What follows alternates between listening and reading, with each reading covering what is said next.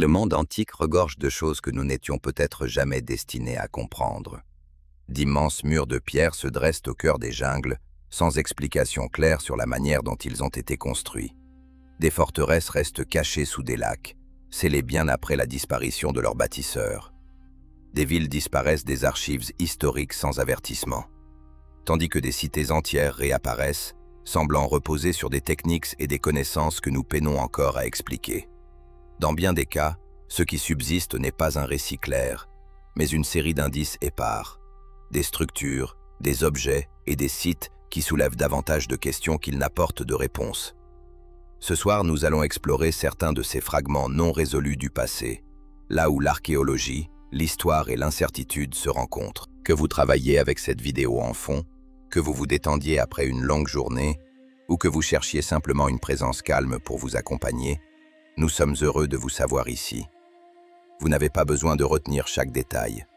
Laissez simplement les faits et les histoires défiler, comme ils viennent à vous. Comme toujours dans nos vidéos, les images ne sont là que pour apporter un peu de contexte. Vous n'avez pas besoin de regarder pour profiter du voyage. Alors prenez quelque chose à grignoter, installez-vous confortablement et détendez-vous. Laissez le bruit du monde extérieur s'estomper un moment. Et commençons. À la lisière de l'altiplano bolivien, s'élevant à plus de 6500 mètres au-dessus du niveau de la mer, le mont Sajama domine le paysage. C'est le plus haut sommet du pays, un volcan coiffé de neige entouré de plaines balayées par les vents et d'un air raréfié, où peu de gens vivent aujourd'hui. Mais haut sur les pentes du Sajama, des archéologues et des alpinistes ont fait l'une des découvertes les plus remarquables des Andes.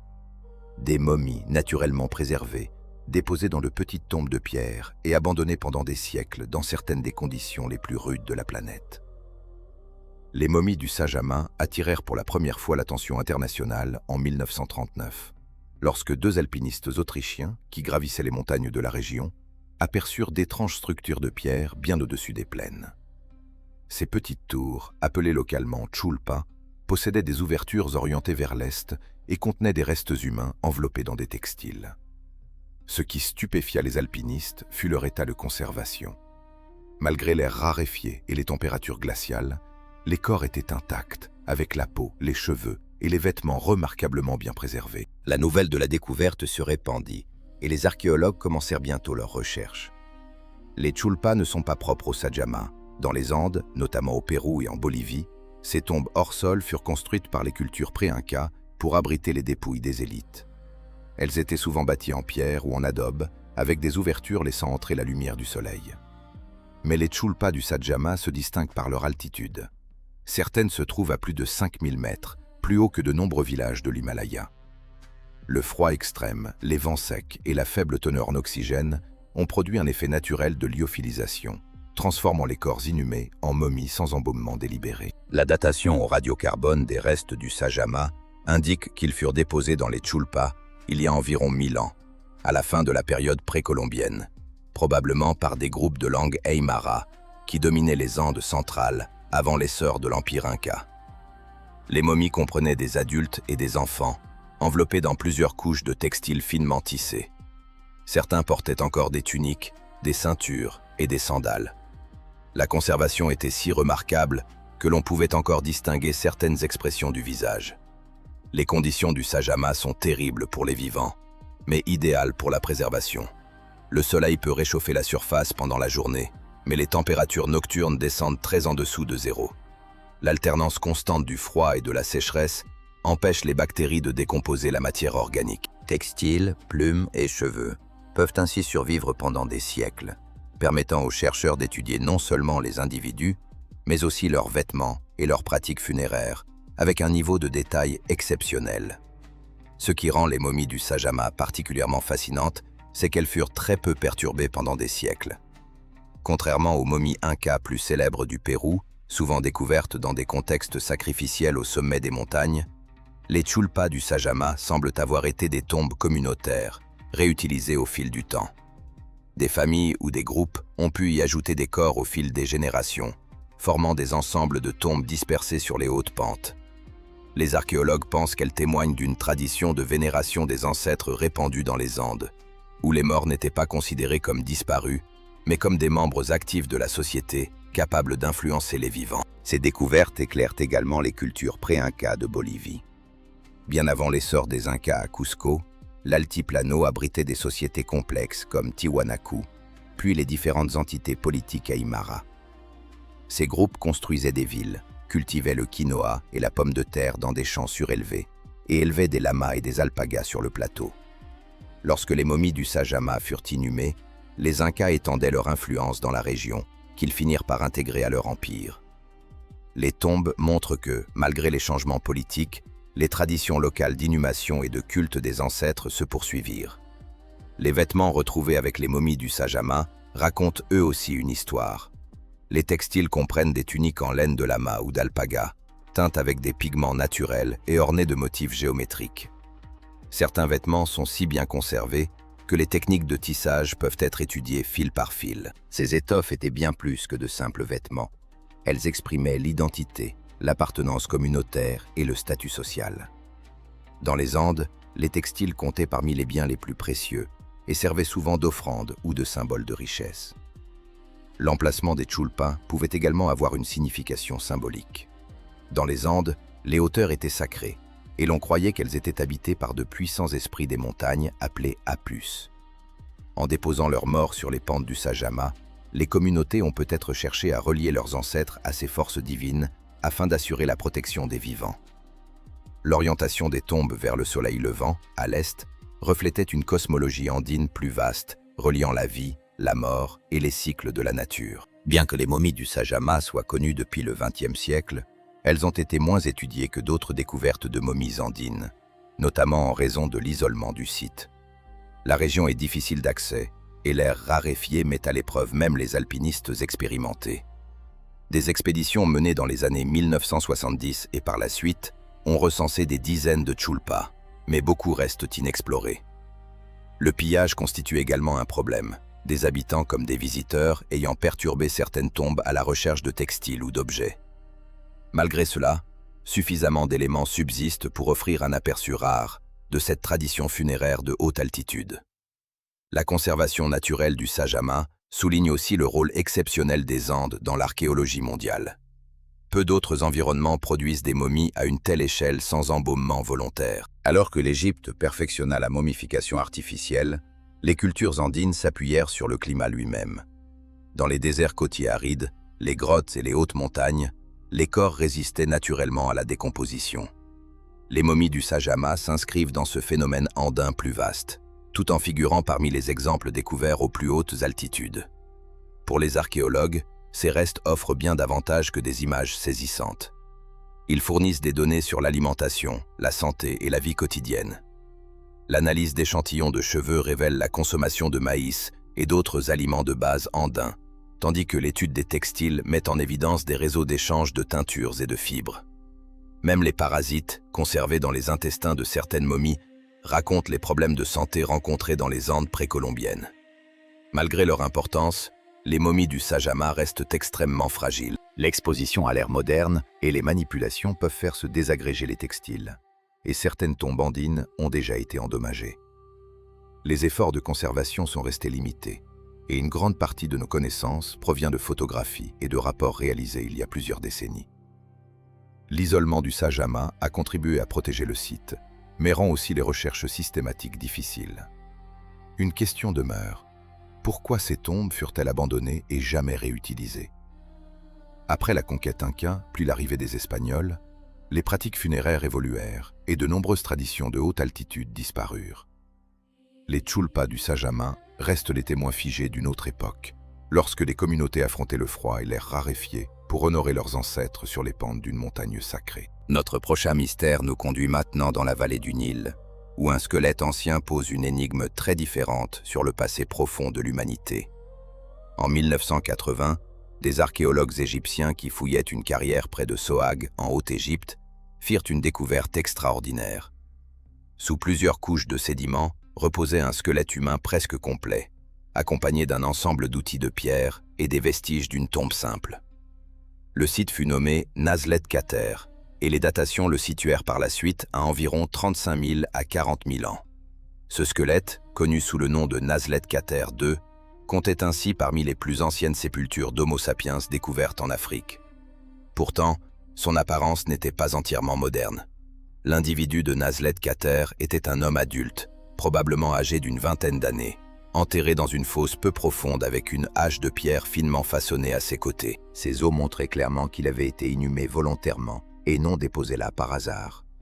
Ce seul fait, la présence d'une sépulture intentionnelle, place le site parmi les plus anciens exemples connus en Afrique de traitement rituel des morts. Mais ce sont surtout les caractéristiques physiques du squelette qui ont attiré l'attention des chercheurs.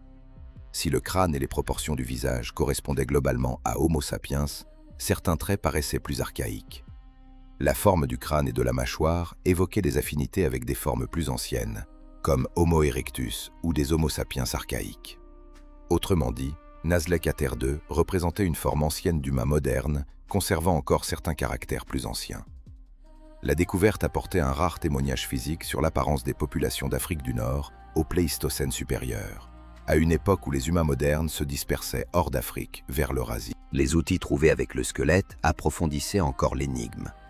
La hache de pierre, taillée dans le silex, était remarquablement travaillée et témoignait d'une réelle maîtrise technique et d'une planification précise. D'autres objets découverts à proximité indiquaient que Nazlet Khater avait servi à la fois de carrière et d'atelier. On y extrayait des nodules de silex de la roche environnante avant de les façonner sur place en outils. La présence de ces objets dans la tombe suggère qu'ils avaient une valeur symbolique ou personnelle, et pas seulement pratique. Les archéologues pensent que les personnes ayant enterré cet homme appartenaient à un groupe de chasseurs-cueilleurs vivant le long du corridor du Nil, à une époque où l'environnement était très différent d'aujourd'hui. Il y a environ 35 000 ans, la région connaissait des conditions plus humides que les paysages désertiques ultérieurs du Sahara. Rivières, lacs et prairies accueillaient des animaux tels que des gazelles, des hippopotames et des poissons. Ces premiers habitants de l'Égypte chassaient et récoltaient leur nourriture dans un paysage bien plus vert et plus accueillant que le désert aride qui entoure aujourd'hui Nazlet Khater. La conservation du squelette était exceptionnelle. Les os furent retrouvés en connexion anatomique, ce qui signifie que le corps s'était décomposé sur place, sans être perturbé. Le défunt avait été allongé sur le dos, une position semblable à celle de sépultures humaines bien plus tardives. Cela suggère que, dès cette époque, les humains avaient déjà développé des conceptions structurées de la mort et de la cérémonie. L'étude de ces lésions révéla un autre aspect particulièrement intéressant. L'homme de Nazlet Khater présentait une forte usure dentaire, ainsi que des traces de contraintes répétitives sur les bras et les épaules. Ce type de marque s'observe chez des personnes ayant accompli un travail manuel intense. L'hypothèse principale est qu'il participait à l'extraction de la pierre et à la fabrication d'outils lithiques. Un travail dur et répétitif qui laissa des traces sur son corps. Ses dents présentaient également des rainures, probablement dues au maintien de fibres végétales ou de lanières de cuir dans la bouche, une pratique observée chez certains artisans qui utilisent leurs dents comme une troisième main. Pour les anthropologues, Nazlet Khater a contribué à combler une lacune du registre fossile entre les premières populations d'Homo sapiens d'Afrique de l'Est et les peuples du Paléolithique supérieur plus tardif d'Europe et d'Asie occidentale. Il montrait que des humains anatomiquement modernes étaient établis en Afrique du Nord il y a au moins 40 000 ans, et que cette région jouait un rôle important dans les migrations humaines et le développement culturel. Ce qui rend la découverte encore plus importante, c'est sa rareté. Les restes humains de cette époque sont extrêmement rares en Afrique. Sur de très longues périodes, l'environnement tend à détruire la matière organique. Un squelette bien conservé de cette époque offre donc un instantané que peu d'autres sites peuvent fournir. La sépulture de Nazlet Khater est étudiée depuis des décennies, les scientifiques utilisant aujourd'hui des technologies comme la tomodensitométrie et la reconstruction en 3 dimensions pour affiner notre compréhension de son anatomie. Le site environnant ajoute un autre niveau d'intérêt. Nazlet Khater n'est pas seulement un lieu de sépulture, il fait partie d'un vaste complexe de carrières préhistoriques. Les archéologues y ont identifié plusieurs fosses d'extraction et des zones de fabrication d'outils, indiquant une fréquentation durable. C'était un lieu où des communautés revenaient régulièrement, peut-être pendant des milliers d'années, pour extraire la pierre destinée aux outils. La découverte relie directement la profonde préhistoire de l'Égypte à son développement ultérieur comme l'un des grands foyers de civilisation. Bien avant les premiers pharaons, Les humains transformaient déjà le paysage par un travail organisé. Les données environnementales de la région suggèrent qu'à cette époque, le Nil servait de refuge aux populations déplacées par les changements climatiques. Le désert environnant a pu s'étendre et se contracter par cycles, obligeant humains et animaux à se concentrer dans des corridors de terre fertile toujours plus étroits. Ces pressions environnementales ont probablement favorisé l'innovation et l'organisation sociale, des conditions qui conduisirent, des milliers d'années plus tard, à des formes d'occupation plus permanentes. Nazlet Kater montre que les humains s'adaptaient déjà avec succès à ces défis bien avant le début de l'histoire écrite. Son squelette soulève aussi des questions plus vastes sur la diversité des premières populations humaines. Les données génétiques et fossiles montrent aujourd'hui que les populations africaines de cette période n'étaient pas uniformes. Différents groupes présentaient des combinaisons variables de caractères, reflétant à la fois des ascendances anciennes et des contacts avec les régions voisines. Le mélange de traits modernes et archaïques observé à Nazlet Kater s'inscrit parfaitement dans ce schéma. Plutôt qu'une progression linéaire vers la modernité, l'évolution humaine fut régionale et complexe, avec des populations qui se chevauchaient et interagissaient en Afrique et au-delà. Le désert a préservé cette vie singulière avec une remarquable précision. Mais l'Égypte conserve encore de nombreux secrets enfouis qui attendent de refaire surface. Le prochain nous ramène dans les ombres des premières civilisations, où un incendie dans un temple sacré allait bouleverser le destin de l'une des plus grandes villes de l'histoire. Dans les déserts de la Jordanie actuelle, de l'Arabie saoudite et du sud de la Syrie, subsistent les traces d'une civilisation qui contrôla autrefois les routes commerciales du monde antique. Sa capitale, Pétra, est mondialement connue, taillée dans des falaises de grès rouge et remplie de tombeaux monumentaux et de temples. Mais Pétra n'était qu'un élément du monde nabatéen. Dans les déserts d'Arabie étaient dispersées des dizaines de villes, de forts et de stations caravanières qui soutenaient l'empire commercial des Nabatéens. Beaucoup de ces établissements ont depuis disparu, leurs vestiges à moitié ensevelis sous le sable ou effacés par l'érosion. Ensemble, ils racontent l'histoire d'une culture qui maîtrisa certains des paysages les plus hostiles de la planète, avant de presque entièrement disparaître. Les Nabatéens prirent de l'importance vers le IVe siècle avant notre ère. D'abord commerçants nomades, ils transportaient des marchandises le long de routes caravanières reliant le sud de l'Arabie au monde méditerranéen. Ils commerçaient l'encens et la myrrhe du Yémen, les épices de l'Inde et la soie venue d'Orient, des produits de luxe qui se vendaient à prix d'or sur les marchés grecs et romains. Pour protéger et taxer ce commerce, les Nabatéens mirent en place un réseau élaboré de villes et de relais, depuis la péninsule arabique jusqu'au Levant. Ces établissements servaient à la fois d'étapes et de centres administratifs, fournissant eau, stockage et sécurité aux caravanes qui traversaient des centaines de kilomètres de désert. Pétra était leur chef-d'œuvre, mais des sites comme Egra, l'actuel Madain Sali en Arabie Saoudite, Avdat et Shifta dans le désert du Negev, ainsi que de plus petits forts à Oudrou, Bosra ou Sela, constituaient l'ossature de leur système. L'archéologie a montré que ces villes étaient reliées à des aménagements hydrauliques conçus avec soin. Citernes, réservoirs et canaux taillés dans la roche pour capter les pluies et les crues soudaines. Dans un environnement où l'eau valait plus que l'or, cette ingénierie était indispensable. Les Nabatéens excellaient à intégrer leur construction au paysage. Ils utilisaient la pierre locale et creusaient souvent directement dans les falaises. À Egra, des tombeaux monumentaux comparables à ceux de Pétra s'élèvent sur des affleurements rocheux isolés, leurs façades ornées de couronnements à degrés et d'inscriptions en écriture nabatéenne. Dans les villes du Negev, des maisons et des églises construites des siècles plus tard par les Byzantins reposent sur d'anciennes fondations nabatéennes. Ce sont ces établissements plus discrets, davantage que Pétra, qui révèlent l'étendue et la sophistication véritable du réseau commercial nabatéen. Les prospections archéologiques menées au cours du siècle dernier ont cartographié des dizaines de ces villes, mais beaucoup ne sont encore que partiellement fouillées. Les images satellites ont permis d'identifier des routes caravanières traversant le désert, ponctuées de ce qui semble être de petites forteresses ou des tours de guet. Elles auraient protégé les puits et offert des haltes sûres. L'ampleur de cette infrastructure suggère une planification minutieuse et un solide contrôle central, ce qui est remarquable pour un peuple issu du nomadisme. Au 1er siècle avant notre ère, le royaume nabatéen était suffisamment puissant pour rivaliser avec les provinces orientales de Rome. Le contrôle des routes commerciales lui apporta une immense richesse, utilisée pour financer de grands projets monumentaux.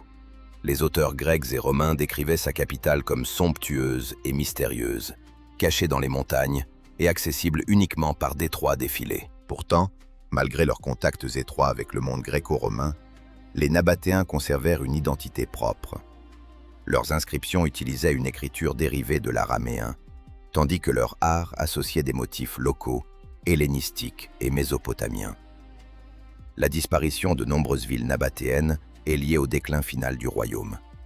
En 106 de notre ère, l'empereur romain Trajan annexa le royaume nabatéen et le transforma en province d'Arabie pétrée. Dans un premier temps, le pouvoir romain maintint les routes caravanières, mais les circuits commerciaux évoluèrent progressivement. Le commerce maritime par la mer Rouge devint plus rapide et plus sûr que la traversée du désert à dos de chameau. Lorsque les échanges se déplacèrent vers la mer, de nombreuses routes terrestres se vidèrent et les établissements dépendant des caravanes se dépeuplèrent peu à peu. Le changement climatique joua également un rôle. L'étude des pollens et des sédiments montre que les précipitations diminuèrent dans la région après le IIe siècle de notre ère, réduisant la production agricole. Les réseaux hydrauliques complexes qui avaient soutenu les Nabatéens devinrent plus difficiles à entretenir sans la main-d'œuvre ni les ressources d'un État prospère. Certaines villes furent réutilisées par des civilisations ultérieures. D'autres s'effacèrent simplement dans le désert.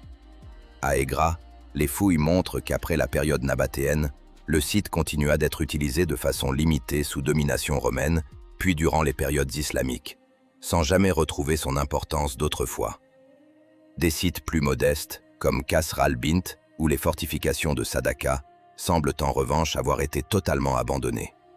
Le silence dura assez longtemps pour qu'au Moyen-Âge, les géographes arabes les mentionnent à peine, et que des voyageurs traversent leurs ruines sans savoir qui les avait construites. L'archéologie moderne a progressivement reconstitué l'histoire de ces villes disparues.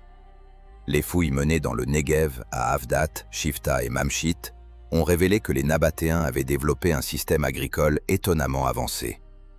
Ils utilisaient des champs en terrasse et des canaux de ruissellement pour retenir l'eau et cultiver la vigne, les oliviers et les céréales, dans l'une des régions les plus arides du Moyen-Orient.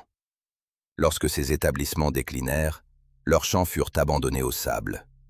La redécouverte de ces systèmes au XXe siècle transforma complètement la vision des Nabatéens. Ils n'étaient plus considérés comme de simples commerçants nomades, mais comme des ingénieurs et des agriculteurs expérimentés, capables de bâtir des centres urbains permanents. L'écriture nabatéenne fournit elle aussi des indices sur leur héritage. Elle évolua pendant des siècles et finit par devenir l'une des bases de l'écriture arabe. Même après la disparition de leur puissance politique, certains éléments de leur culture survécurent dans la langue et dans l'art. Des styles de céramique et des motifs architecturaux de l'architecture islamique ultérieure rappellent les formes nabatéennes, suggérant une continuité qui survécut à leur ville. Pétra reste le joyau de cet héritage, mais sa renommée éclipse les dizaines d'autres établissements qui la faisaient vivre. Beaucoup de ces sites restent mal documentés. En Arabie Saoudite, de vastes portions du réseau nabatéen demeurent enfouies ou érodées et n'apparaissent plus que comme de faibles traces sur les images satellites.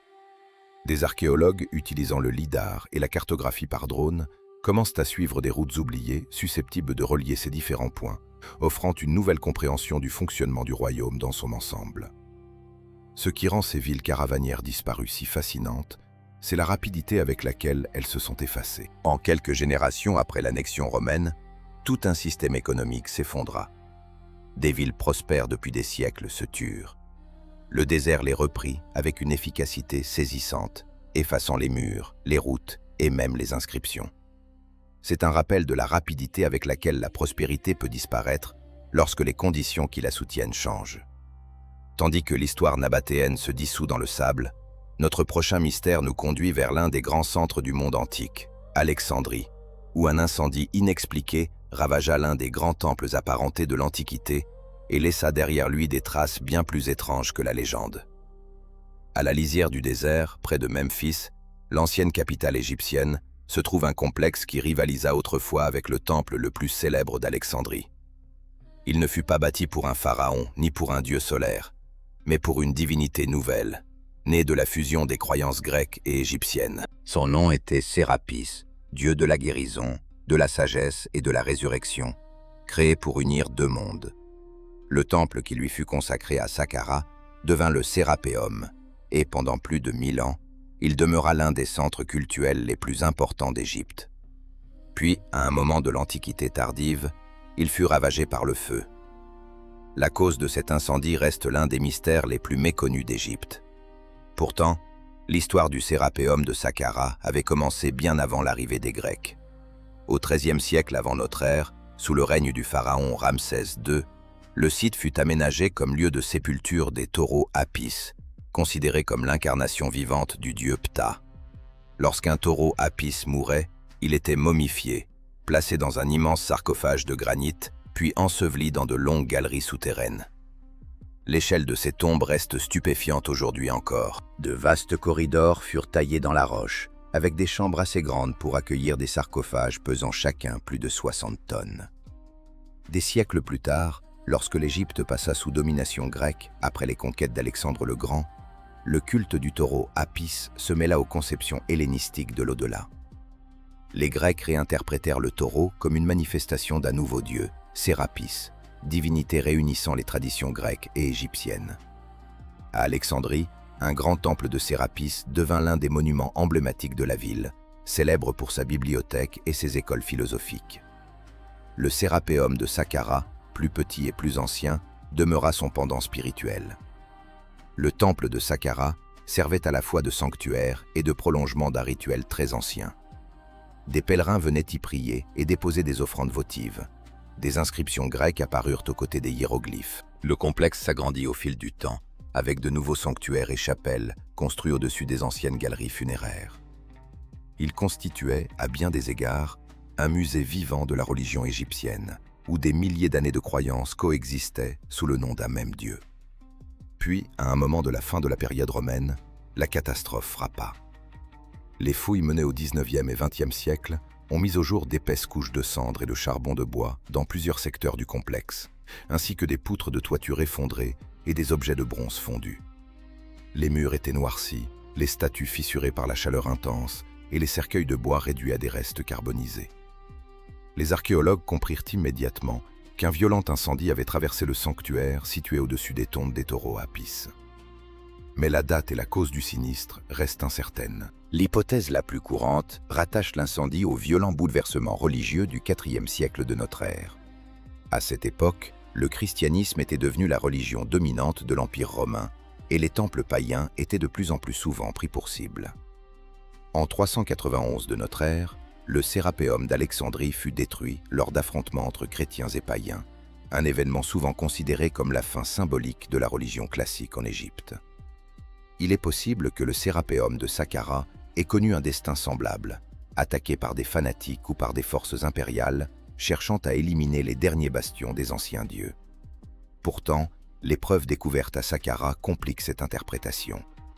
Les couches d'incendie semblent précéder de plusieurs décennies la destruction chrétienne finale du sanctuaire d'Alexandrie. Les poteries et les monnaies retrouvées dans les décombres indiquent plutôt le milieu du IIIe siècle de notre ère, une époque où l'Égypte était secouée par des troubles internes, un effondrement économique et des invasions répétées. Certains chercheurs pensent que l'incendie a pu être accidentel, provoqué par des lampes à huile ou des brûle-parfums utilisés pendant les rites. D'autres estiment qu'il aurait pu être déclenché pendant l'une des nombreuses guerres civiles qui déchirèrent l'Égypte, alors que les empereurs romains rivaux se disputaient le pouvoir. Quelle qu'ait été l'étincelle initiale, les conséquences furent dévastatrices. Le temple supérieur fut détruit, et l'activité cultuelle qui s'y était maintenue pendant des siècles s'interrompit brutalement. Les galeries souterraines des taureaux Apis furent condamnées, leurs entrées ensevelies sous les gravins. Les prêtres ont peut-être tenté une dernière fois de sauver ce qu'ils pouvaient. Les fouilles de Mariette ont révélé des dépôts de petites statuettes de bronze, de lampes et de plaques inscrites, entassées à la hâte dans des recoins, peut-être pour les soustraire au sanctuaire en flammes situé au-dessus. Dans les siècles qui suivirent, le site retomba dans le silence. Le sable recouvrit lentement les vestiges et conserva les pierres noircies. Le Sérapéum fut finalement oublié, jusqu'à sa redécouverte en 1850 par l'archéologue français Auguste Mariette, qui étudiait des textes égyptiens anciens mentionnant les sépultures des taureaux Apis. Guidé par ces références, il dégagea un puits d'accès et descendit dans l'obscurité, découvrant les célèbres galeries où les immenses sarcophages de granit étaient encore en place. Mais lorsqu'il fouilla les niveaux supérieurs, il ne trouva que les traces de la destruction. Des plafonds effondrés, des cendres et des offrandes brûlées figées dans le temps. La découverte de Mariette stupéfia le monde. Les tombes des taureaux Apis montraient que le savoir-faire et l'ingénierie de l'Égypte ancienne allaient bien au-delà des pyramides. Les ruines couvertes de suie soulevaient une autre question. S'agissait-il d'un incendie accidentel ou d'un acte délibéré d'effacement religieux? L'absence d'inscription postérieure au IIIe siècle suggère que le culte ne se remit jamais réellement de la catastrophe. Si le temple fut reconstruit, ce fut à une échelle bien plus réduite. Et lorsque le christianisme se répandit en Égypte, le site appartenait déjà à un passé lointain. Tandis que les cendres du Sérapéum de Saqqara refroidissaient, les anciennes croyances égyptiennes reculèrent dans la mémoire, remplacées par de nouveaux dieux et de nouveaux empires. Mais à l'autre bout du monde, au cœur des jungles d'Amérique centrale, une autre ville sacrée connaissait un lent abandon qui allait ensevelir non pas seulement un temple, mais toute une civilisation. Dans le nord du Guatemala, près de la rive occidentale du lac Petén Itzá, se trouve un site appelé Nixtunchich. Aujourd'hui, il ne se présente guère que comme une série de modestes monticules de pierre dispersés dans les terres agricoles. Pourtant, sous ce paysage tranquille, reposent les vestiges de l'une des villes mayas les plus singulières jamais découvertes. Les archéologues qui l'étudient décrivent Nixtunchich comme une ville qui rompt avec les modèles habituels de l'urbanisme maya. Un lieu qui ressemblait moins à Tikal ou à Palenque qu'à une ville organisée selon un quadrillage, comme si elle avait été dessinée par des ingénieurs des siècles en avance sur leur temps. Malgré cette ambition, la cité finit par être abandonnée, ses rues avalées par la jungle, laissant derrière elle l'un des exemples les plus précoces et les plus étranges de déclin urbain maya. Nixtunchich attira l'attention au début des années 2000, lorsque des chercheurs commencèrent à cartographier la région à l'aide du système de positionnement par satellite et de photographies aériennes. Ce qu'ils découvrirent fut stupéfiant. La ville s'étendait sur plus d'1 kilomètre, avec une avenue principale parfaitement rectiligne, suivant un axe est-ouest. Temples, places et chaussées étaient disposés avec une précision géométrique presque inconnue dans l'architecture maya. La plupart des villes mayas se développaient progressivement, de manière organique, à mesure que les souverains ajoutaient de nouveaux temples et palais. Nixtunchich, au contraire, semble avoir été construite selon un plan unique, une sorte de schéma directeur antique. La précision de son organisation souleva immédiatement des questions sur ses bâtisseurs et leurs intentions. Les fouilles indiquent que la ville remonte au préclassique moyen, approximativement entre 800 et 500 ans avant notre ère, plusieurs siècles avant les grandes capitales mayas de l'époque classique. Cela fait de Nixtunchich l'un des plus anciens grands centres urbains de tout le monde maya. Le fait qu'une planification géométrique aussi poussée ait été expérimentée si tôt montre qu'une organisation politique complexe existait dans la région bien avant ce que l'on pensait autrefois. L'avenue principale du site, pavée de pierre et alignée sur le lever du soleil, reliait des complexes cérémoniels situés à chacune de ses extrémités. Le long de cette avenue se dressaient des plateformes qui ont pu soutenir des bâtiments administratifs ou des temples. L'ensemble du plan semble avoir eu une dimension symbolique, peut-être une représentation de l'ordre cosmologique, une expression physique de la manière dont les Mayas concevaient l'univers. En parcourant la voie principale, les habitants participaient peut-être à un rituel reproduisant le trajet du soleil dans le ciel. À mesure que les fouilles progressèrent, les archéologues découvrirent des traces d'architecture monumentale, des pyramides dépassant 9 mètres de hauteur, des cours suffisamment vastes pour accueillir des rassemblements et des autels sculptés. Le site était clairement un centre politique et religieux. Les poteries et les objets retrouvés dans les ruines témoignent de relations commerciales allant des hautes terres du Guatemala jusqu'à la côte Caraïbe. Des lames d'obsidienne et des ornements de jade révèlent une société riche et influente. Pourtant, Nixtunchich ne dura pas. Vers 400 ans avant notre ère, les constructions cessèrent brutalement. La population diminua et au cours des siècles suivants, la ville fut en grande partie abandonnée. Des groupes ultérieurs se réinstallèrent occasionnellement dans la région, mais la ville quadrillée d'origine ne retrouva jamais sa vitalité. Les causes de son déclin restent incertaines, même si les contraintes environnementales et l'instabilité politique figurent parmi les hypothèses les plus plausibles. L'étude des sédiments lacustres voisins révèlent des cycles de sécheresse et de déforestation pendant la période d'occupation. L'agriculture pratiquée sur les sols tropicaux peu profonds a peut-être poussé les terres au-delà de leur capacité. À mesure que les forêts étaient défrichées pour l'agriculture, l'érosion augmentait et les rendements ont probablement diminué. Pour une ville dépendante d'un pouvoir centralisé et d'un ordre planifié, une perturbation environnementale pouvait être dévastatrice. Un système rigide laisse peu de place à l'adaptation. Des signes de conflit social ont également été relevés. Les couches brûlées dans certaines structures suggèrent des épisodes de destruction. La mutilation volontaire de monuments, une pratique observée ailleurs dans le monde maya, lorsque des souverains perdaient leur légitimité, laisse envisager une révolte ou une attaque extérieure. La ville soigneusement ordonnée, autrefois symbole de pouvoir et de stabilité, a peut-être fini par devenir une cible de ressentiment. La chute précoce de Nixtunchich annonce un schéma qui se répétera tout au long de l'histoire maya. Des villes fondées sur un pouvoir central et une architecture monumentale pouvaient prospérer brièvement, puis décliner lorsque les pressions environnementales ou sociales s'intensifiaient. Le grand effondrement de la période classique maya, vers 800 de notre ère, suivit une trajectoire comparable. Mais Nixtunchich montre que ce cycle avait commencé bien plus tôt qu'on ne le pensait. La découverte de Nixtunchich a également obligé les archéologues à reconsidérer l'évolution politique des Mayas. Pendant longtemps, les chercheurs pensaient que les premiers établissements mayas étaient de petits villages décentralisés. Nixtunchich démontre qu'en 800 avant notre ère, certains dirigeants expérimentaient déjà l'urbanisme à grande échelle et un pouvoir centralisé. L'uniformité du site suggère une autorité forte, peut-être même les premiers véritables rois des basses-terres. Si tel est le cas, son effondrement pourrait représenter l'un des premiers exemples de rupture de l'autorité royale en Mésoamérique. Fait intéressant, la région du lac Petén Itzá resta occupée longtemps après la chute de Nixtunchich. D'autres villes, comme Tayazal et Nochpetén, s'élevèrent plus tard à proximité. Lorsque les Espagnols arrivèrent au XVIIe siècle, cette région comptait parmi les derniers bastions de la civilisation maya indépendante. Mais la ville quadrillée de Nixtunchich appartenait alors déjà à un passé très ancien, enseveli sous des siècles de terre et de végétation. Les technologies modernes ont permis de mieux faire apparaître son histoire.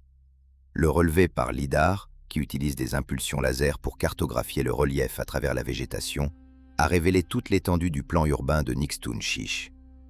Ce qui semblait être des monticules isolés s'est révélé former un réseau interconnecté de places et de bâtiments.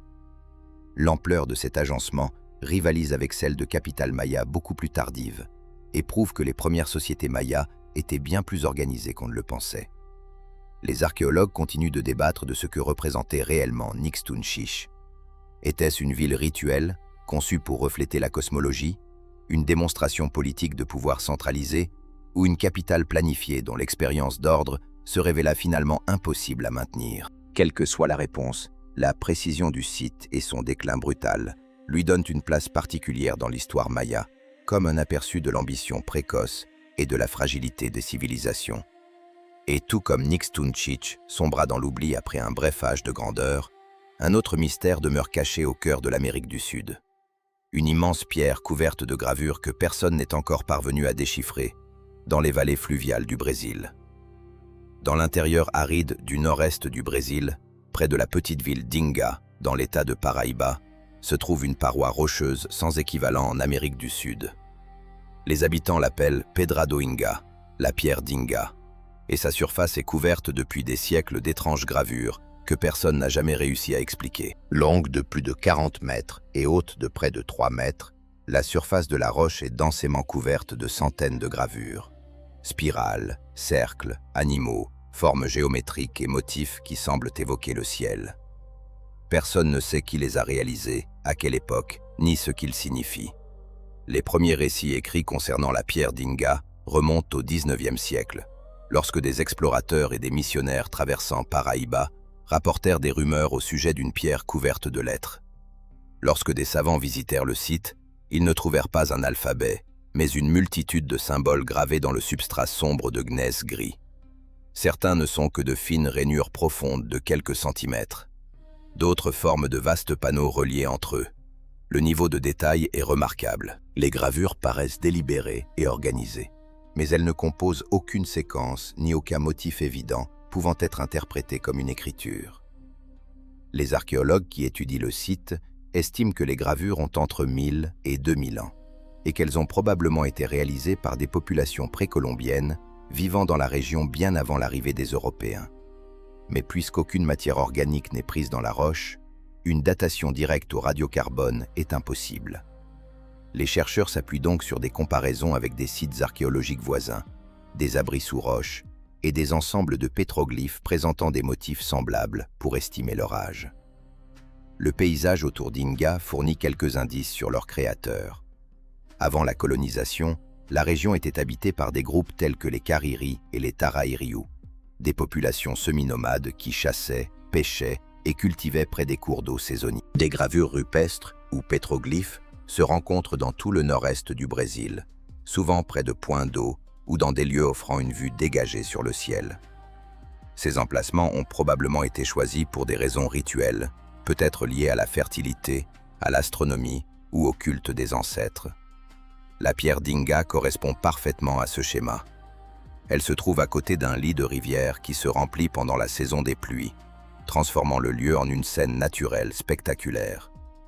Les gravures elles-mêmes sont organisées en panneaux. Le plus grand est connu sous le nom de mur d'Inga et contient à lui seul plus de 400 figures distinctes. On y trouve des poissons, des serpents, des oiseaux, des formes humanoïdes et toute une série de motifs abstraits. Certaines gravures rappellent des constellations visibles dans le ciel austral, comme Orion et les Pléiades, ce qui a conduit certains chercheurs à suggérer que la roche pouvait servir de calendrier astronomique. D'autres y voient un symbolisme agricole, avec des représentations de la pluie, des cycles de l'eau ou de la fertilité.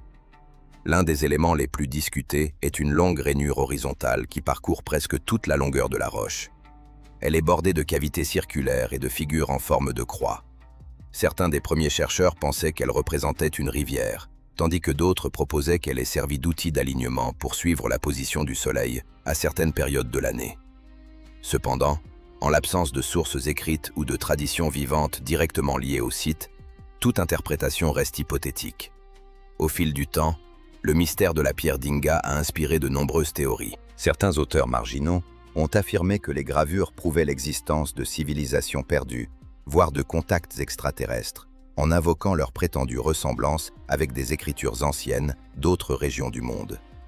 Ces idées sont spectaculaires, mais elles ne reposent sur aucune preuve archéologique. Le consensus scientifique considère que les gravures furent réalisées par des populations autochtones à l'aide d'outils de pierre et qu'elles appartiennent à une longue tradition sud-américaine d'art rupestre.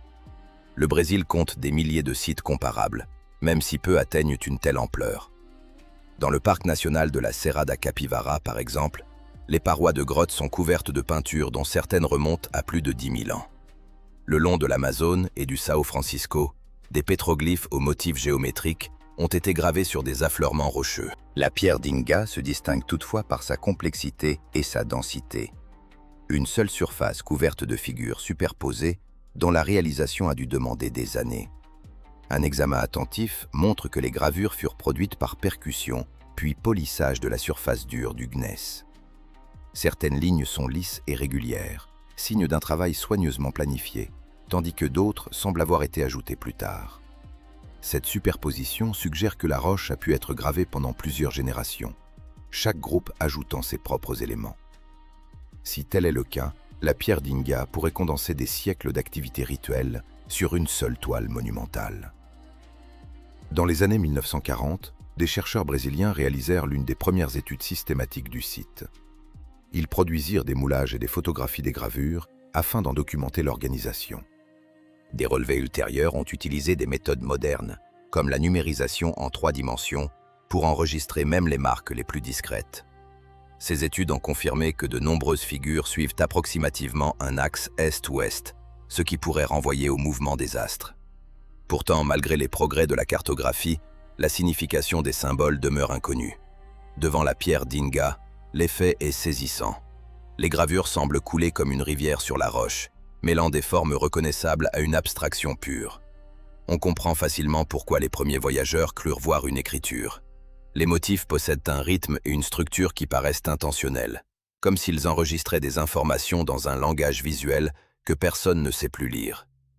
Si les gravures transmettaient réellement un savoir, qu'il soit astronomique, rituel ou mythologique, ce savoir a disparu avec les peuples qui les ont créés. L'absence de continuité directe entre les cultures anciennes et modernes de la région laisse la pierre d'Inga suspendue entre archéologie et art. Pour les scientifiques, elle constitue un témoignage essentiel de l'expression symbolique précolombienne. Pour d'autres, elle demeure un mystère gravé dans la terre elle-même. Les chercheurs continuent de l'étudier par des méthodes non invasives. La modélisation numérique a révélé de subtiles différences de profondeur pouvant indiquer plusieurs phases de gravure. L'analyse chimique de la surface rocheuse pourrait un jour permettre de préciser son âge. Mais jusque-là, la pierre d'Inga conservera ses secrets. Le prochain mystère concerne un monument d'un tout autre genre, non pas gravé à la surface de la Terre, mais construit sous celle-ci. Là où une forteresse entière repose désormais sous les eaux d'un lac turc. Dans l'est de la Turquie, les eaux du lac de Van présentent un bleu inattendu, presque métallique, et s'étendent dans toutes les directions sous les hauts plateaux d'Anatolie. C'est le plus grand lac du pays, plus vaste que certaines mers intérieures, et beaucoup trop salé pour être bu. Ses rives sont ponctuées de châteaux, de monastères et de vestiges de royaumes oubliés qui dominaient autrefois ce paysage volcanique. Mais en 2017, des plongeurs explorant ses profondeurs découvrirent quelque chose d'inattendu, une immense forteresse de pierre dissimulée sous l'eau. La découverte commença avec une équipe de photographes sous-marins et d'archéologues de l'université Van Yüzüncü. En documentant d'étranges formations sous-marines du lac, ils remarquèrent sous les sédiments des lignes droites formées de pierres taillées. En s'approchant, ils constatèrent que ces lignes formaient des murs, bien trop réguliers pour être naturels. Au cours de plusieurs plongées, ils cartographièrent ce qui se révéla être les vestiges d'une vaste structure fortifiée, construite sur un terrain autrefois émergé et aujourd'hui recouvert de plusieurs mètres d'eau. La forteresse se trouve dans les eaux peu profondes du nord du lac, près de la ville moderne de Van. Près de 4 km de murailles, atteignant par endroits 10 mètres de hauteur, délimitent une zone estimée à plus d'1 km². Les blocs sont en basalte, une roche volcanique sombre extraite à proximité. La technique de construction ressemble à celle d'autres ouvrages de la région datant de l'âge du fer, ce qui suggère que les bâtisseurs appartenaient au royaume d'Urartu, florissant ici il y a près de 3000 ans.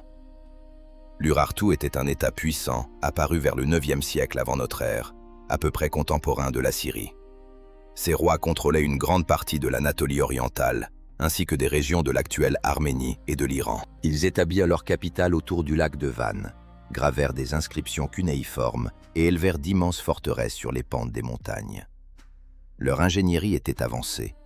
Ils creusèrent des canaux d'irrigation qui alimentent encore des champs aujourd'hui, et leur architecture privilégiait de longues murailles défensives rectilignes faites de blocs cyclopéens.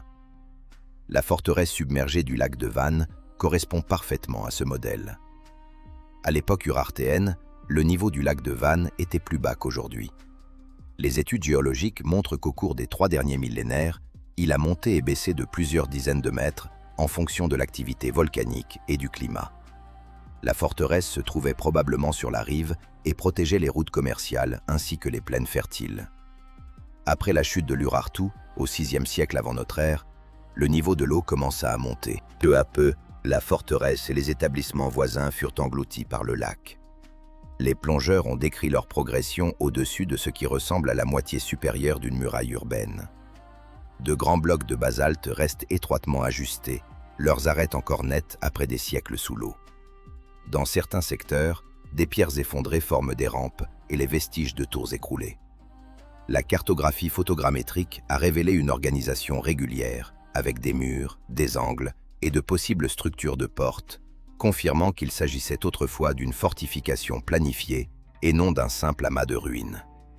À proximité, les archéologues connaissent depuis longtemps Toprakal, la principale forteresse urartéenne qui servit autrefois de résidence royale au roi Rusa Ier.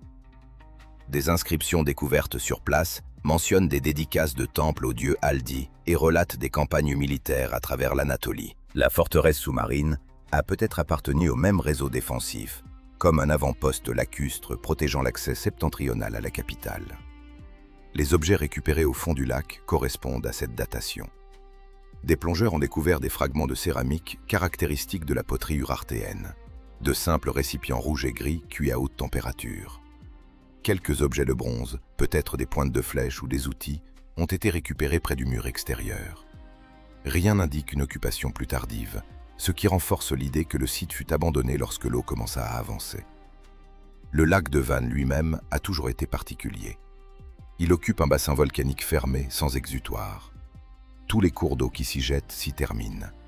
Avec le temps, les minéraux s'accumulent et rendent l'eau suffisamment alcaline pour que le métal et la pierre s'y conservent différemment que dans les lacs ordinaires. Cette chimie limite également la croissance des plantes, ce qui laisse la forteresse visible au lieu de l'enfouir sous la végétation. L'équipe qui étudie le site estime qu'au moins la moitié de la structure d'origine repose sous plusieurs couches de limon. Le sonar pénétrant les sédiments et la cartographie par drone au-dessus de l'eau ont révélé des ruines associées le long de la rive, peut-être des entrepôts ou des quais. Cela suggère que l'établissement possédait autrefois un port actif, reliant les routes commerciales terrestres au trafic du lac.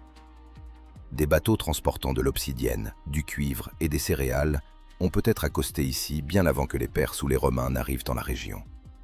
Une autre énigme concerne les causes de l'effondrement de l'Urartu. Les sources historiques sont rares, mais au VIe siècle avant notre ère, les Assyriens, plus les Mèdes, avaient envahi la région. De nombreuses forteresses autour de Van furent incendiées et jamais reconstruites. La population se dispersa et le royaume disparut de l'histoire, ne survivant plus que dans quelques fragments de chroniques assyriennes. Avec le temps, la montée du lac recouvrit ce qui restait de ces villes frontalières. La forteresse submergée finit par ressembler à une simple formation géologique, jusqu'à ce que les plongeurs la redécouvrent près de 3000 ans plus tard. Le lac de Van a la réputation de restituer son passé par fragments. Parmi les autres découvertes sous-marines figurent des outils néolithiques en obsidienne, des céramiques de l'âge du bronze et même des tronçons d'anciennes routes visibles lorsque le niveau de l'eau baisse. Des légendes locales parlent de villes entières cachées sous les vagues.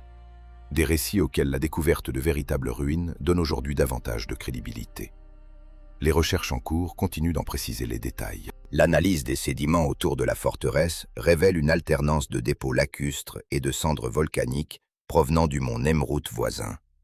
Cela suggère qu'une activité tectonique ou volcanique a pu provoquer des hausses brutales du niveau du lac, engloutissant la forteresse plus rapidement que ne l'aurait fait le seul changement climatique progressif.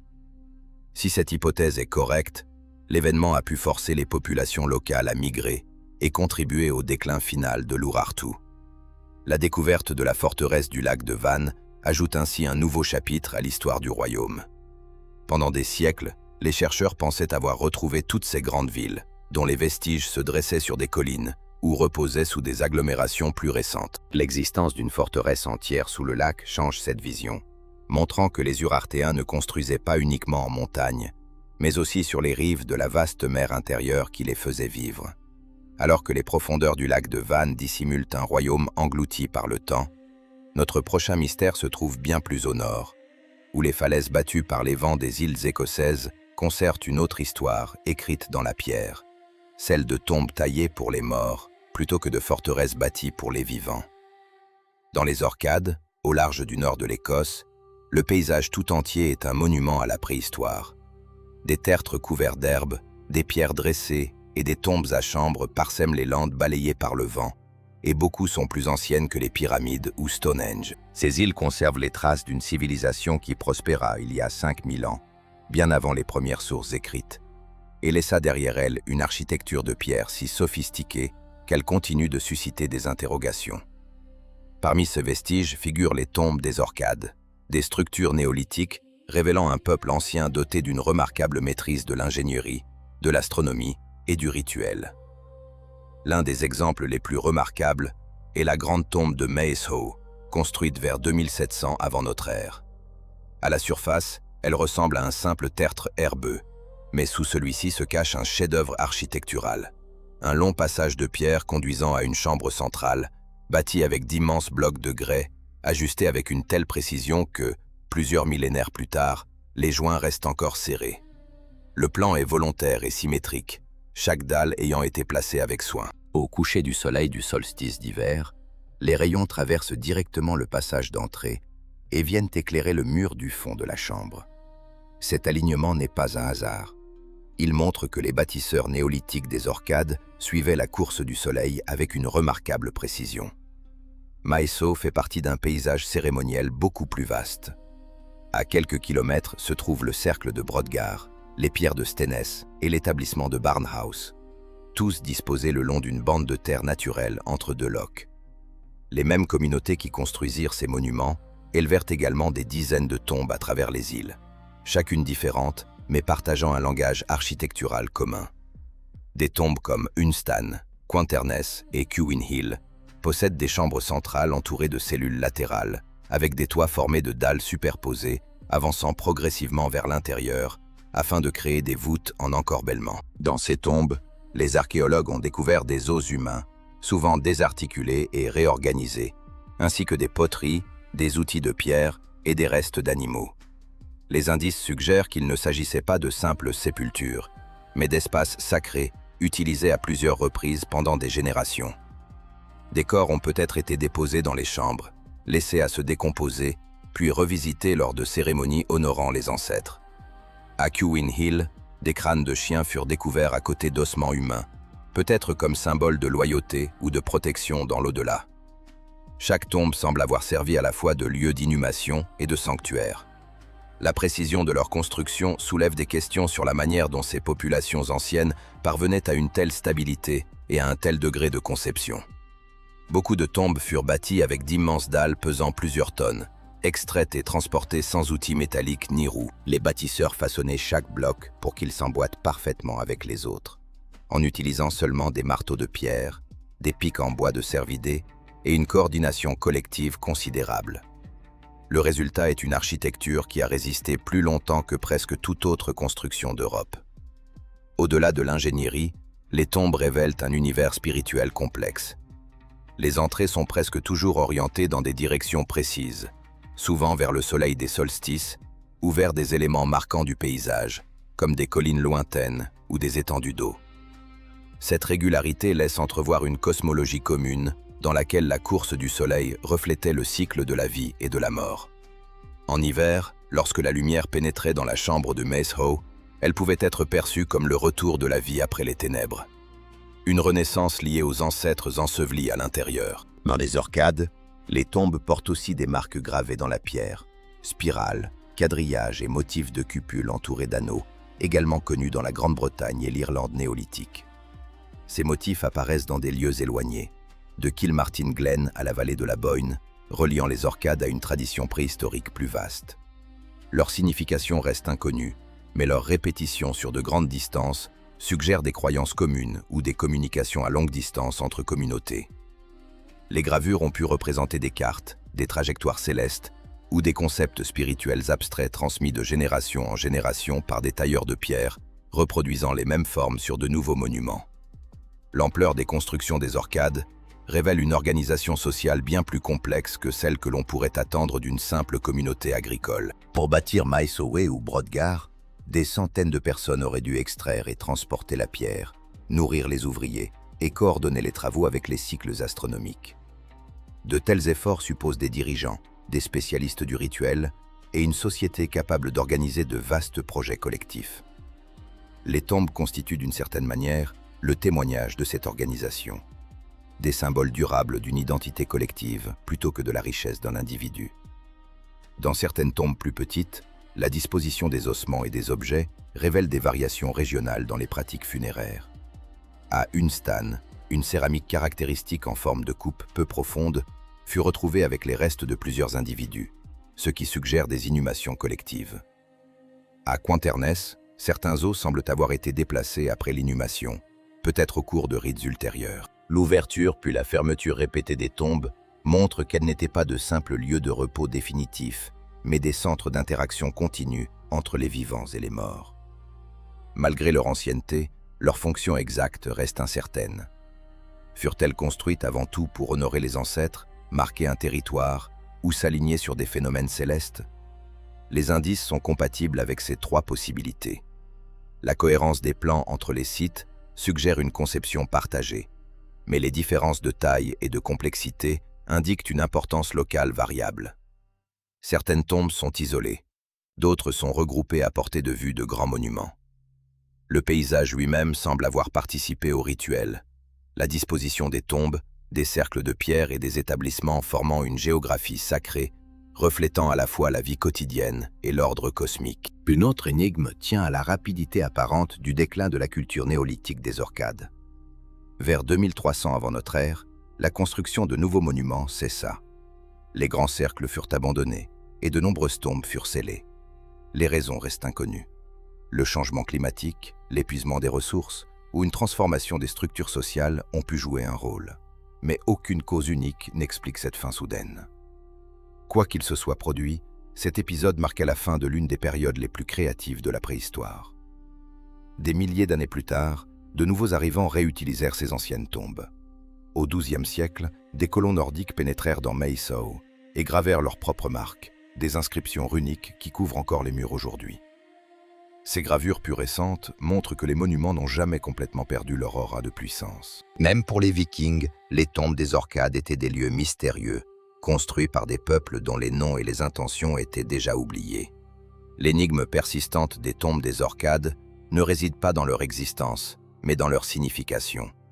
Chaque chambre, chaque alignement et chaque symbole gravé renvoie à une vision du monde désormais hors de notre portée.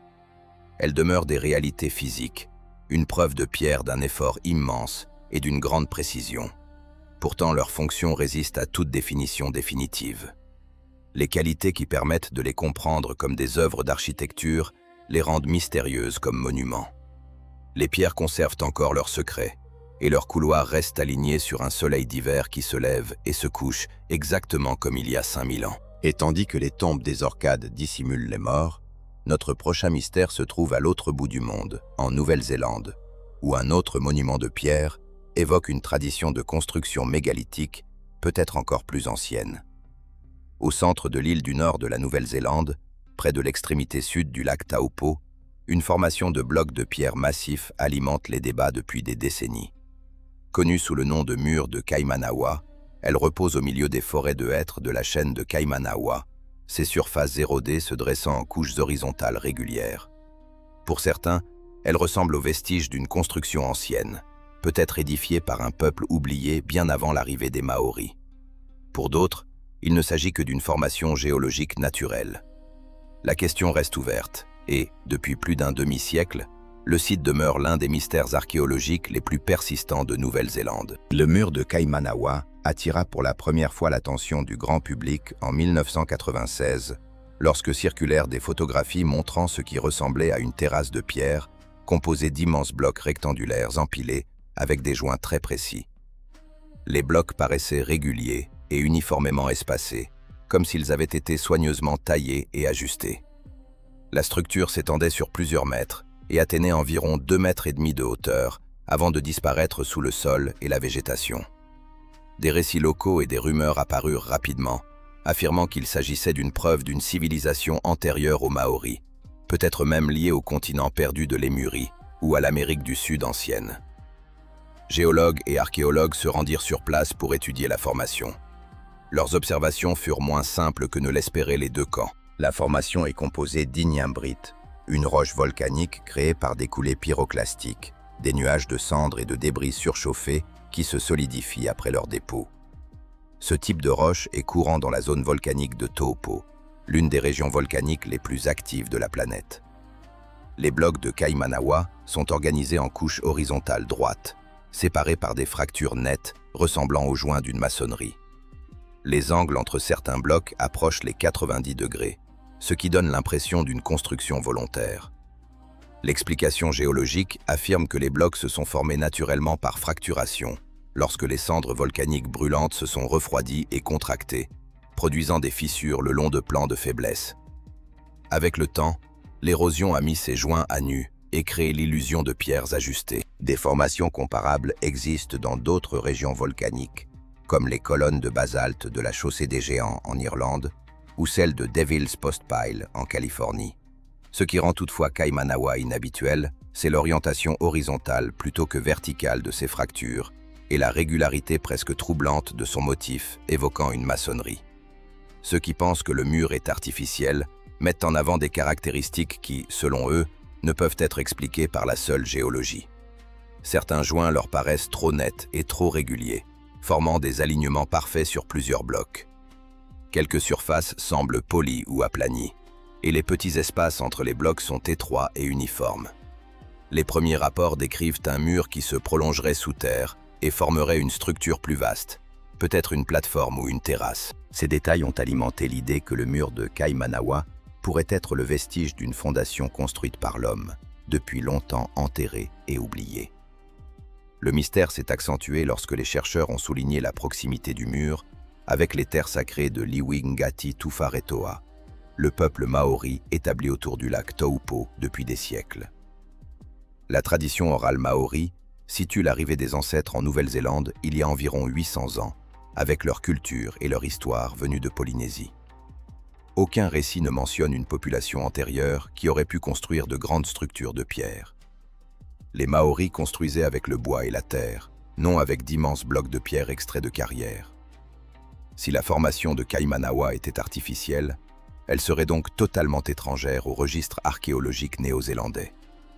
Le ministère de la Conservation commanda des études pour tenter de trancher le débat.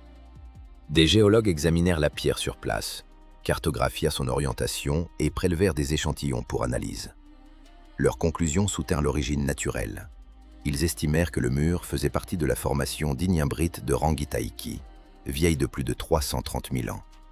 Selon eux, les joints réguliers et les angles vifs résultaient d'une fracturation naturelle pendant le refroidissement et non du travail humain. Les surfaces visibles n'auraient donc pas été taillées, mais mises à nu par une érosion progressive pendant des centaines de milliers d'années. Malgré ces conclusions, la controverse ne disparut pas. Les partisans d'une origine artificielle estiment que la précision des joints et l'absence de formation comparable à proximité rendent le site unique. Ils présentent l'alignement de certains blocs comme un signe de conception, affirmant qu'une ignimbrite formée naturellement ne devrait pas produire une géométrie aussi ordonnée sur une zone aussi limitée. L'absence de fouilles de grande ampleur laisse subsister l'idée qu'une partie plus importante de la structure pourrait être enfouie sous la surface et se prolonger beaucoup plus profondément que ce qui a été observé. Le mur de Kaimanawa s'inscrit aussi dans un ensemble plus vaste de légendes évoquant d'anciens peuples du Pacifique bien avant la colonisation polynésienne. Des récits recueillis au XIXe siècle mentionnent les Patupaiare'e, des êtres surnaturels à la peau claire qui auraient vécu dans les forêts et les montagnes avant l'arrivée des humains. Certains ont associé ces mythes à de prétendues traces d'architecture pré-polynésienne, même si aucune preuve archéologique crédible n'a jamais soutenu ces affirmations. La persistance de ces récits a néanmoins entretenu l'intérêt pour le mur. La région de Taupo elle-même est un paysage façonné par des cataclysmes. Le volcan Taupo, qui domine la région, entra en éruption il y a environ 1800 ans lors de l'un des événements volcaniques les plus violents de l'histoire humaine connue. L'explosion recouvrit une grande partie de la Nouvelle-Zélande de cendres et transforma profondément le paysage. Qu'il soit naturel ou non, le mur de Kaimanawa se trouve au cœur de cet environnement géologique dynamique. Il est tout à fait possible que son apparence nette et rectangulaire doive autant aux anciennes éruptions qu'à l'imagination humaine. Des comparaisons ont été faites entre Kaimanawa et l'architecture mégalithique d'autres régions du monde, comme les terrasses de pierre de Puma Punku en Bolivie ou les murs cyclopéens de Sacsayhuaman au Pérou. Ces parallèles sont séduisants, mais aucun lien culturel ou matériel n'a été établi. Si le mur était réellement construit, il témoignerait d'une civilisation totalement inconnue de l'archéologie, qui n'aurait laissé ni poterie, ni outils, ni établissement ailleurs dans le Pacifique. Tandis que la pierre volcanique de Kaimanawa continue de garder ses secrets, un autre mystère se dessine à l'autre bout du monde, où un ancien cairn des collines verdoyantes d'Irlande fut conçu avec une précision astronomique, telle que ses bâtisseurs semblaient mesurer le temps à travers le mouvement des astres. À l'extrême nord-est de l'Afghanistan, là où l'Oxus rencontre la Kokshin, reposent les ruines d'une ville qui se dressait autrefois au carrefour des civilisations. Ces colonnes de pierre et ces théâtres en ruine évoquent davantage la Grèce que l'Asie centrale. C'était Ai-Khanoum, une ville bâtie par des hommes venus dans le sillage d'Alexandre le Grand. Pendant près de 2 siècles, elle prospéra comme l'un des avant-postes les plus orientaux de la culture grecque dans le monde antique. Puis elle fut détruite et abandonnée si complètement que son nom originel fut oublié. Ai-Khanoum signifie « Dame Lune » en persan, mais son nom antique est perdu. La ville fut fondée au début du IIIe siècle avant notre ère, après que les armées d'Alexandre eurent traversé la Bactriane et pénétré en Inde. Après la mort du conquérant, ses généraux se partagèrent l'empire et les souverains grecs de l'Est fondèrent le royaume gréco-bactrien, qui s'étendait des montagnes de l'Afghanistan aux plaines du nord de l'Inde. Aï-Khanoum comptait parmi leurs grandes villes un mélange d'urbanisme grec et d'architecture orientale, construit dans un lieu improbable, à des milliers de kilomètres de la mer Égée. Le site couvrait plus de 100 hectares. Les fouilles ont révélé des rues pavées, des cours à colonnades, un complexe palatial, un théâtre, un gymnase et des murailles fortifiées dominant la rivière. L'ensemble du plan évoquait les modèles grecs. Des inscriptions grecques furent retrouvées gravées sur la pierre et le bronze. L'une des plus frappantes reprenait des maximes du temple de Delphes, dont la formule « Connais-toi toi-même ». Qu'une telle inscription ait été retrouvée ici, aux confins de ce qui était alors le monde connu, montre jusqu'où la langue et la philosophie grecque avaient voyagé. Les archéologues ont identifié le gymnase de la ville comme l'un des plus grands jamais découverts hors de Grèce, un signe indéniable de la vie hellénique. Les murs du palais étaient ornés de colonnes corinthiennes et des monnaies de bronze représentaient des dieux grecs aux côtés de symboles locaux. Dans le même temps, les influences perses et centra-asiatiques étaient omniprésentes. Fortifications en briques crues, styles de poterie locaux et temples mêlant formes grecques et iraniennes. Aï-Khanoum n'était pas une colonie grecque transplantée intacte, mais une ville hybride où deux mondes se rencontrèrent et fusionnèrent. La prospérité d'Aï-Khanoum reposait sur sa position. La vallée de l'Oxus formait un corridor commercial essentiel reliant l'Inde, la Perse et la Chine. Des caravanes y transportaient des marchandises bien avant que la route de la soie ne devienne un réseau structuré. Aï-Khanoum se trouvait directement sur ses itinéraires, contrôlait les passages du fleuve et tirait sa richesse du commerce. Ses entrepôts conservaient des céréales, des métaux et des produits de luxe comme l'ivoire, les pierres précieuses et les épices. Pendant un temps, la ville fut un phare de la culture hellénistique au cœur de l'Asie, reliée à la fois aux marchés méditerranéens et orientaux. Puis, vers 145 avant notre ère, elle disparut. Les fouilles ont révélé une couche de cendres, des murs effondrés et des traces d'un incendie intense. Des squelettes reposaient dans les rues et des pointes de flèches étaient fichées dans les murs. Ce qui frappa la ville survint rapidement et avec violence. La destruction coïncida avec l'invasion des Yuezhi, un peuple nomade migrant vers l'ouest depuis les steppes de Chine. Les sources historiques racontent comment les Yuezhi envahirent la Bactriane et brisèrent le royaume gréco-bactrien. Aï-Khanoum, situé directement sur leur route, tomba probablement au cours de ces bouleversements. Les assaillants ravagèrent la ville et sa population de langue grecque prit la fuite ou périt. Après sa destruction, Aï-Khanoum ne fut jamais reconstruite. Les nouvelles puissances qui apparurent dans la région, d'abord les Yuezhi, puis les Kushans, établirent ailleurs leurs propres centres de commerce et de culte. Le site fut progressivement recouvert par la poussière et les sédiments fluviaux, son isolement contribuant à sa conservation. Pendant 2000 ans, il resta caché, et son souvenir disparut même des traditions locales. Ce qui rend Aï-Khanoum remarquable, c'est l'image particulièrement complète qu'elle donne d'une civilisation mêlant Orient et Occident. L'architecture de la ville révèle concrètement les mécanismes de cette fusion culturelle, les méthodes de construction grecques coexistant avec des adaptations locales. Des colonnades de pierre à côté de murs en briques crues, des théâtres grecs près d'hôtels zoroastriens.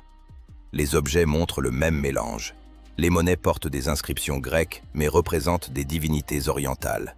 Les sculptures suivent des proportions grecques tout en étant taillées dans la pierre d'Asie centrale. Il ne s'agissait pas d'une domination culturelle, mais d'un échange. Un dialogue entre des peuples qui produisit quelque chose de totalement nouveau. Malgré son caractère hybride, Aï-Khanoum appartenait incontestablement au monde hellénistique. Ses temples étaient consacrés à des dieux grecs comme Zeus et Artémis. Ses souverains prenaient le titre de Basileus et ses rues suivaient le quadrillage classique. Mais hors de la ville, la Bactriane abritait des traditions plus anciennes qui résistaient à l'assimilation. C'était une région frontalière entourée de montagnes et de déserts, constamment menacée par les incursions nomades. Maintenir une telle ville exigeait à la fois une puissance militaire et un contrôle économique. Et au IIe siècle avant notre ère, ces deux éléments s'affaiblissaient. La chute d'Aïkanoum refléta l'effondrement du royaume gréco-bactrien dans son ensemble. Coupé de renforts et entouré de peuples hostiles, le royaume se fragmenta en petits États. L'élite grecque, autrefois dominante, disparut progressivement. Certains partirent vers l'ouest en Perse, d'autres vers le sud, en Inde, où ils contribuèrent à fonder les royaumes indo-grecs. Les autres furent absorbés par les cultures environnantes. La destruction d'Aïkanoum marqua la dernière étape de ce processus, la fin physique de l'hellénisme en Bactriane. Les archéologues qui étudient les ruines ont reconstitué quelques aspects de la vie quotidienne avant la chute. Les ateliers contiennent des outils destinés à la fonte du bronze et à la production de céramique. Des pièces de stockage abritaient des amphores importées de Méditerranée. Des inscriptions grecques sur des cadrans solaires et des stèles consignent des dédicaces aux dieux ainsi que des lois destinées à être lues par les citoyens. Tout indique une communauté prospère, vivant dans le confort et la confiance jusqu'au moment de sa destruction.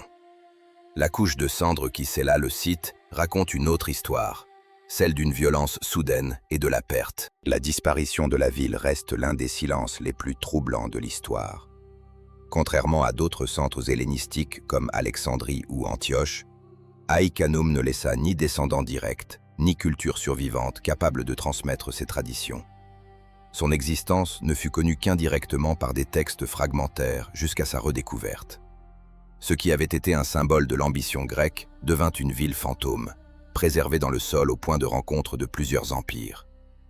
Au-delà des montagnes de Bactriane, un autre mystère attend dans les hauteurs des Andes, où des corps conservés par le froid et l'altitude reposent encore dans des tombes de pierre, construites pour des rites qui avaient disparu bien avant le début de l'histoire écrite.